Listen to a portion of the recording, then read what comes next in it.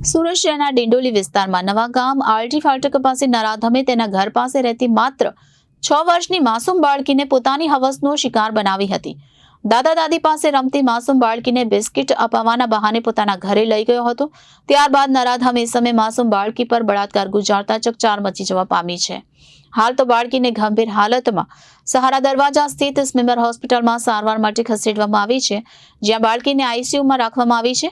બનાવને પગલે પોલીસે તેના પરિવારની ફરિયાદના આધારે બળાત્કારનો ગુનો નોંધી વધુ તપાસ હાથ ધરી છે। મળતી માહિતી પ્રમાણે ડિંડોલી નવા ગામ આરજી ફાટક પાસે આવેલી શ્રીનાથ સોસાયટીમાં રહેતો સુરેશ ઉર્ફે સલમાન ગોસ્વામી સામે ગતરોજ ડિંડોલી પોલીસ મથકમાં બળાત્કારની ફરિયાદ નોંધાઈ છે। સુરેશની ઘર નજીકમાં રહેતા પરિચિતની માસૂમ બાળકી પર દાનત હતી।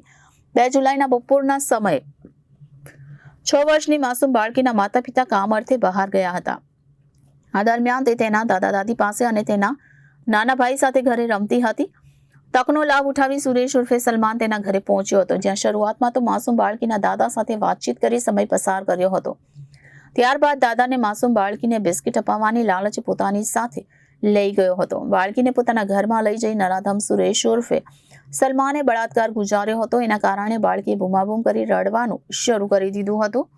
આ દરમિયાન એક મહિલાએ દરવાજો ખખડાવતા માસૂમ બાળકી લોહીલુહાણ હાલતમાં મળી આવી હતી। આ તકનો લાભ લઈ સુરેશ ત્યાંથી ભાગી ગયો હતો। આ બનાવને પગલે બાળકીને તાત્કાલિક સારવાર માટે સહારા દરવાજા સ્થિત સ્મિમેર હોસ્પિટલમાં સારવાર માટે ખસેડવામાં આવી હતી। હાલ તો તે સારવાર હેઠળ છે। પોલીસ ફરિયાદના કારણે ગણતરીના કલાકમાં આરોપીની ધરપકડ કરવામાં આવી છે, જેમાં ઉલ્લેખનીય છે કે આ બનાવને પગલે બાળકીના પરિવારજનો ડિંડોલી પોલીસ મથકમાં ફરિયાદ નોંધાવતા પોલીસે સુરેશ ઉર્ફે સલમાન ગોસ્વામી સામે બળાત્કારનો ગુનો દાખલ કરી કાયદેસરની કાર્યવાહી હાથ ધરી હતી। ડિંડોલી પોલીસે અલગ અલગ ટીમ બનાવીને આરોપીની શોધખોળ હાથ ધરી હતી, જેથી ગણતરીના કલાકોમાં આરોપી સુરેશને ઝડપી પાડવામાં સફળતા મળી હતી। ડિંડોલી પોલીસ સ્ટેશન વિસ્તારમાં એક નાની દીકરી જે 5 થી 6 વર્ષની છે, એના ઉપર એક વ્યક્તિએ દુષ્કૃત્ય આચર્યું હતું।